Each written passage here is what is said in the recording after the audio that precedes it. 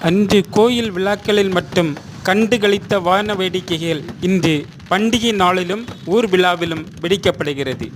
காசை கரியாக்காதீர்கள் என்று ஒரு கூட்டம் பிதற்றி கொண்டிருக்க, சார், வாழ்க்கை வாழ்வதற்கு, அழகை ரசிப்பதற்கு, அனுபவத்தை உணர்வதற்கு, ஆம், இன்றைய இளைஞர்கள் அழகான வாழ்க்கையை வாழ்ந்து கொண்டிருக்கிறார்கள்.